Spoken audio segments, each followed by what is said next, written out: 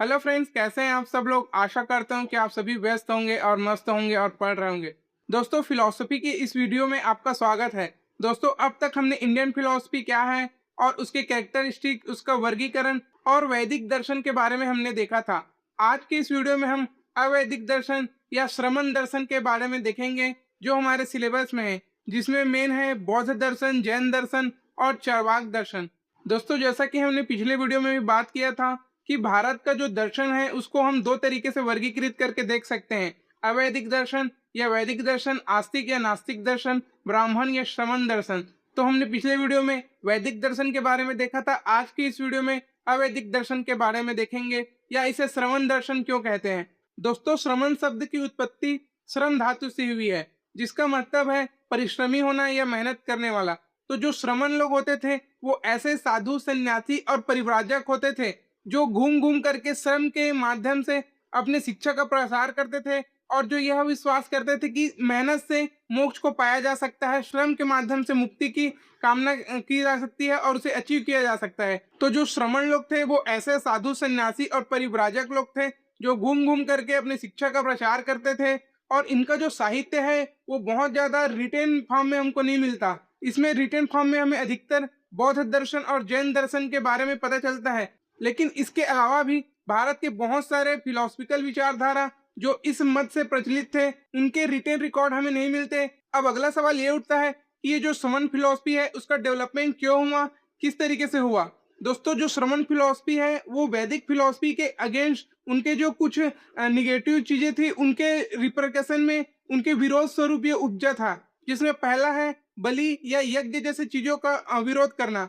जो श्रमण फिलोसफी से वो वैदिक कर्म कांड का, उसके यज्ञ, रिचुअल्स और बलि प्रथा जैसे चीजों का वो विरोध करते थे, क्योंकि वैदिक अनुष्ठानों में बहुत सारे बलि जो हिंसा को प्रमोट करते थे और बहुत ज्यादा खर्चीले होते थे। एक आम व्यक्ति उन चीजों को अचीव नहीं कर सकता, वो इतना खर्चा नहीं कर पाता था। तो ऐसे में आम व्यक्ति जो मुक्ति से दूर होते थे, जी ज्ञान से दूर होते थे, ऐसे लोगों को साथ लाने के लिए ही बौद्ध दर्शन और जैन दर्शन जैसे और भी बहुत सारे श्रमण फिलोसफीज का उदय हुआ, जो इस तरीके के बलि, यज्ञ, अनुष्ठान और कर्म कांड को जोर नहीं देते थे। श्रमण फिलोसफीज थे वो ब्राह्मण और वैदिक जो वर्णाश्रम सिस्टम था उसका भी विरोध करते थे। वर्णाश्रम सिस्टम में ब्राह्मण, क्षत्रिय, वैश्य, शूद्र जैसे जो चार स्ट्रेटा थे, जिसमें ब्राह्मण को पढ़ने का अधिकार था और शूद्र सिर्फ सेवा करने के लिए थे। तो इस वर्णाश्रम सिस्टम में जो नीचे तबके के लोग थे उनको मुक्ति की आकांक्षा नहीं हो पाती थी और उनको मुक्ति का कोई राह नहीं मिलता था, और वो पढ़ लिख नहीं पाते थे, वो यज्ञ, कर्म कांड जैसे चीजों में भाग नहीं ले पाते थे, और वो पूजा पद्धति में भाग नहीं ले पाते थे, वो मंदिरों में प्रवेश नहीं कर पाते थे। और धीरे धीरे करके उनका जो स्थिति है वो बहुत ज्यादा और दयनीय होती चली गई, और वो इस सब चीज से बायकॉट होते चले गए और हाशिए में चले गए। तो ऐसे में श्रमण फिलोसफीज ने इस सिस्टम को पुरजोर विरोध किया और इसके अगेंस्ट में एक पैरेलल सिस्टम डेवलप करने का प्रयास किया। दोस्तों, आज की इस वीडियो में हम चार्वाक दर्शन, बौद्ध दर्शन और जैन दर्शन के बारे में एक संक्षिप्त चर्चा करेंगे, ताकि आगे की वीडियो में इसे समझना हमारे लिए आसान हो जाए। चार्वाक दर्शन जो है वो एक जड़वादी दर्शन है। चार्वाक दर्शन प्रत्यक्ष को ही प्रमाण मानता था, और वो कहता था कि ब्रह्मांड की उत्पत्ति और जगत की उत्पत्ति चार जड़ तत्वों से हुई है: अर्थ, एयर, फायर और वाटर। इन चार जड़ तत्वों के मिलने से इस सृष्टि का विकास हुआ। चूंकि चार्वाक दार्शनिक जड़ तत्व में अर्थ, एयर, फायर और वाटर के अस्तित्व को मानते थे, और वो मानते थे कि पूरा जो सृष्टि और जगत का जो विकास है वो इन जड़ तत्वों के कारण हुआ है। तो वो किसी भी प्रकार के अजर, अमर, अविनाशी आत्मा के अस्तित्व को नहीं मानते थे, क्योंकि वो कहते थे कि मैं आत्मा को देख नहीं सकता, आत्मा का मुझे प्रत्यक्ष नहीं होता, इसीलिए मैं किसी भी आत्मा के एग्जिस्ट को नहीं मानता। दोस्तों, चार्वाक फिलॉसफी ज्ञान के सोर्स के रूप में सिर्फ प्रत्यक्ष को ही मानते हैं, और उपमान, अनुमान और शब्द जैसे चीजों को वो खारिज कर देते हैं। कहते हैं कि अनुमान जो है वो मिथ्या ज्ञान है, और जो शब्द है वो भ्रमपूर्ण होते हैं, और हम किसी भी ऐसे व्यक्ति को हम प्राप्त नहीं कर सकते जो हमेशा सच बोले।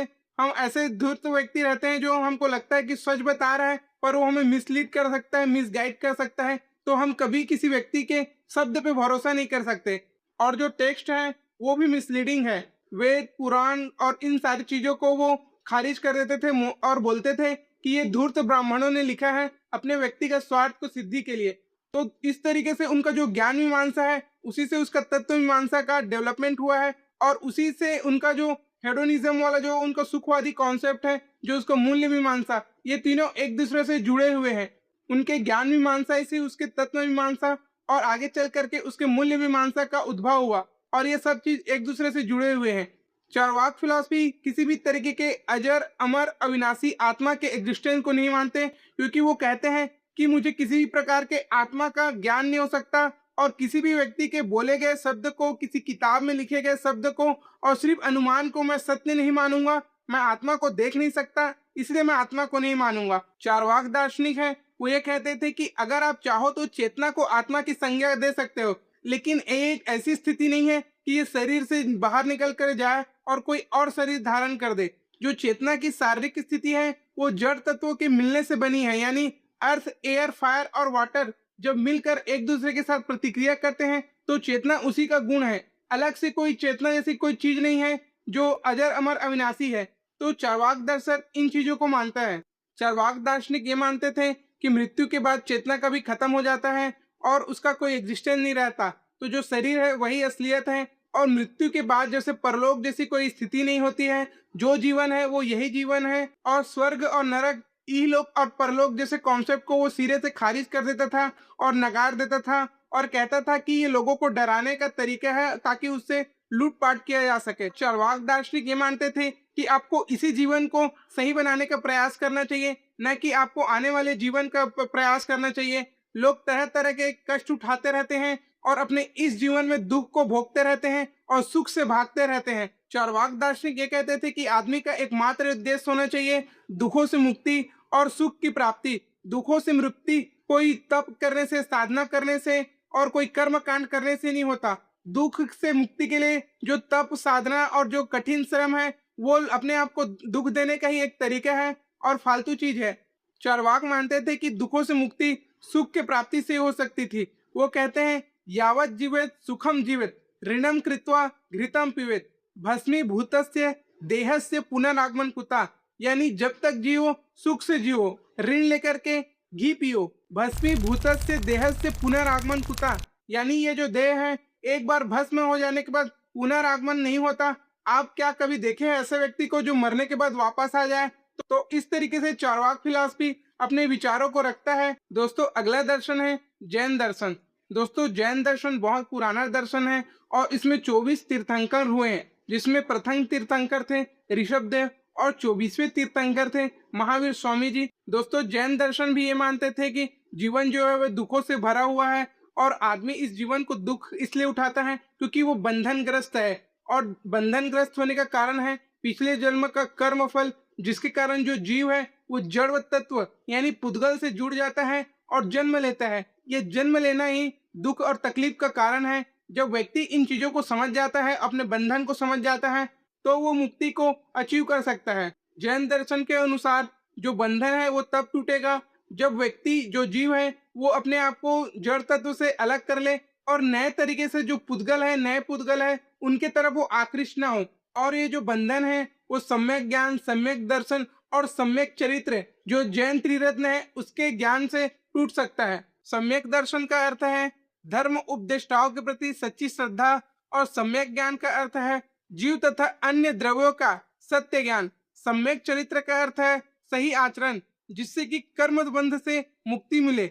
सम्यक चरित्र के लिए 5 महाव्रत का पालन आवश्यक है, और सम्यक चरित्र के लिए जैन दर्शन 5 महाव्रत का कॉन्सेप्ट देता है। सत्य, अहिंसा, अस्तेय, अपरिग्रह और ब्रह्मचर्य, यानी दूसरे से हमेशा सत्य बोलो, अहिंसक रहो, दूसरे की चीजें, वस्तु ना उठाओ और चीजों का होर्डिंग ना करो, यानी उसका परिग्रह ना करो, और ब्रह्मचर्य का पालन करो। ये जो नैतिक नियम है जिसे पंच महाव्रत कहा जाता है, इसका पालन करके आप सम्यक चरित्र को अचीव कर सकते हो। उसके बाद सम्यक ज्ञान और सम्यक दर्शन के माध्यम से आप मुक्ति की तरफ जा सकते हो, अपने बंधनों को आजाद कर सकते हो, ताकि आपका नया बंधन, नए जीव का उद्भव न हो और आप इस जन्म मरण के बंधन से, चक्र से आजाद हो जाए और आपको मुक्ति मिल पाए। जैन दर्शन के 2 मेन उसके संप्रदाय थे, श्वेतांबर और दिगंबर। इनमें बहुत ज्यादा सैद्धांतिक मतभेद नहीं है, लेकिन सिर्फ व्यवहारिक मतभेद है। दिगंबर जो संप्रदाय है वो लोग नेकेड रहते हैं और वो वस्त्र धारण नहीं करते। वो समझते हैं कि उनका जो आकाश है वही उनका अंबर है, यानी उनका कपड़ा है। वहीं श्वेतांबर जो संप्रदाय के हैं वो श्वेत वस्त्र धारण करते हैं। इनमें बहुत ज्यादा सैद्धांतिक मतभेद नहीं है, सिर्फ व्यवहारिक मतभेद है। दिगंबर संप्रदाय स्त्रियों को मुक्ति का अधिकारी नहीं मानते, जबकि श्वेतांबर संप्रदाय स्त्रियों को भी मुक्ति का अधिकारी मानते थे, यानी वो भी अपने बंधनों से मुक्त हो सकते हैं और मोक्ष की प्राप्ति कर सकते हैं। दोस्तों अगला भारतीय दर्शन है बौद्ध दर्शन। बौद्ध दर्शन के संस्थापक थे गौतम बुद्ध। गौतम बुद्ध ने जब देखा कि जो इंसान का जो जीवन है वो दुख तकलीफ और कष्टों से घिरा हुआ है, तो वो इस दुख की प्राप्ति के लिए घर को छोड़ करके संन्यास को चले गए और उन्होंने तपस्या करके अपना इस निर्वाण को प्राप्त किया। उन्होंने 4 नोबल सत्य, 4 आर्य सत्य का कॉन्सेप्ट दिया, जिसमें है दुख है, जीवन दुखों से भरा हुआ है, दुख है तो दुख का कारण है, और दुख का कारण है तो दुख का निवारण है, और दुख का निवारण का मार्ग उन्होंने तृष्णा के मुक्ति से बताया है और अविद्या की मुक्ति से बताया है। 4 आर्य सत्य में जो द्वितीय आर्य सत्य है वो प्रतीत्य समुत्पाद से जुड़ा हुआ है, जो एक 12 चैन श्रृंखला दिखाता है, जिसके अंत में अविद्या है। एक से कड़ी दूसरा जुड़ा हुआ है, जिसका लास्ट है अविद्या। अविद्या को दूर करके आप मुक्ति को प्राप्त कर सकते हैं। अविद्या का लक्षण है संसार को क्षणिक, निस्सार एवं दुखद न मान करके नित्य, सार गर्भित और सुखद माना। यानी ये समझना कि संसार में हमेशा सुख मिलेगा और दुख नहीं है। तो यही मिथ्या दृष्टि से मनुष्य जो है वो तरह तरह के दुख उठाते रहता है और जन्म मरण के चक्कर में फंसे रहता है। तो हमें ऐसे प्रयत्न करने चाहिए सम्यक कर्म करने का, जो पुनर्जन्म का कारण न बने। इस तरह हम जन्म मरण के जो चक्र से छूट सके। दोस्तों बौद्ध दर्शन मानता है कि आदमी के कर्मों के कारण ही उसे दुख की प्राप्ति होती है, यानी वो अपने कर्मों के कारण ही दुख प्राप्त करता है। जैसा कर्म करोगे वैसा फल भोगोगे। और वो किसी भी प्रकार से किसी भी ईश्वर के एग्जिस्टेंस को नहीं मानता कर्म फल प्रदाता के रूप में, यानी ईश्वर कर्म फल नहीं देता है, वो कर्म आपके कारण ही होता है और उसका फल आपको भोगना है। और इस कर्मों के कारण भोगे गए दुखों से आप मुक्त हो सकते हैं अपने कर्मों को सुधार करके। इसी में गौतम बुद्ध कहते हैं अपदीपो भवा, यानी अपना प्रकाश स्वयं बनो, अपना लाइट स्वयं बनो।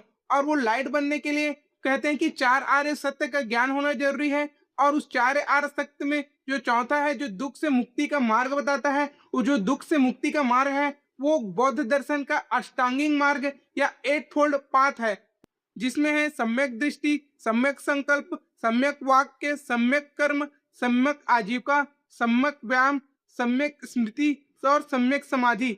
ये 8 साधन अविद्या तथा तृष्णा को दूर करते हैं।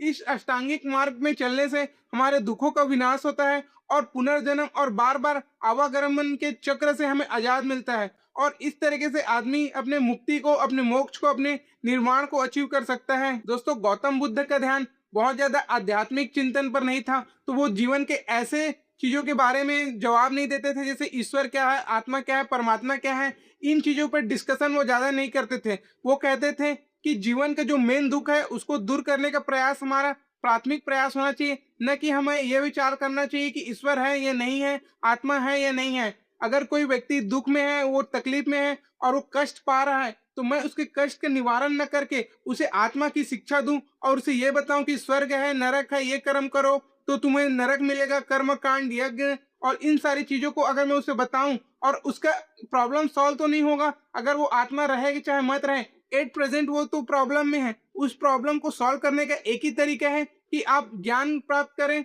और अविद्या से दूर हो, न कि आप आत्मा परमात्मा के बहस में, डिस्कशन में फंसे रहे, ईश्वर के बहस में फंसे रहे और कर्म कांड और यज्ञ, पूजा, बलि इन सब चीजों में अपने आप को संलिप्त रखे। दोस्तों बौद्ध दर्शन का जो मेन फिलॉसफी है उसमें है प्रतीत्य समुत्पाद और क्षणिकवाद। जहाँ प्रतीत्य समुत्पाद ये कहता है कि हर चीज का एक कारण होता है और बिना कारण के कोई भी चीज इस दुनिया में एग्जिस्ट नहीं करता।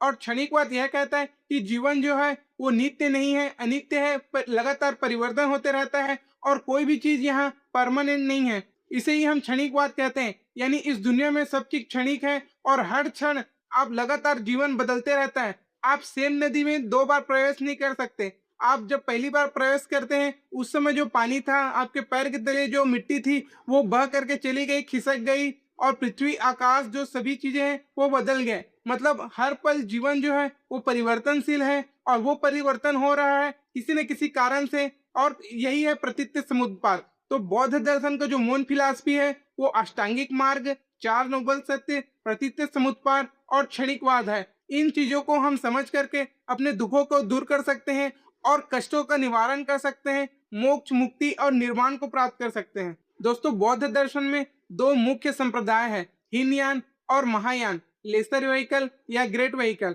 हीनयान भारत के दक्षिण में और श्रीलंका जैसे देशों में ज्यादा प्रचलित हुआ और जो महायान है वो तिब्बत, चीन और जापान जैसे देशों में ज्यादा प्रचलित हुआ।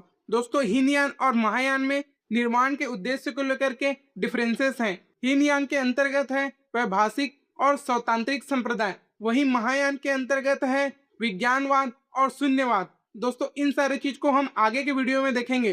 तो दोस्तों, आज के वीडियो बस यहीं तक था। आज की इस वीडियो में हमने अवैदिक दर्शन में चार्वाक दर्शन, बौद्ध दर्शन और जैन दर्शन को देखा और हमने ये देखा कि किस तरह वैदिक क्रियाओं के, उनके कर्मकांड, उनके इन चीजों के अगेंस्ट में इन दर्शन का विकास हुआ। दोस्तों, आगे के वीडियो में हम चर्चा करेंगे तत्व मीमांसा क्या है और ज्ञान मीमांसा क्या है। जहां तत्व मीमांसा में हम देखेंगे जगत संबंधी और ईश्वर और आत्मा संबंधी विचार के बारे में, वहीं ज्ञान मीमांसा में हम देखेंगे कि ज्ञान की उत्पत्ति कैसी होती है और ज्ञान का सीमा क्या है और ज्ञान का प्रामाणिकता क्या है। दोस्तों, जल्द मिलेंगे अगले वीडियो में, तब तक के लिए बाय बाय, धन्यवाद और पढ़ते रहिए।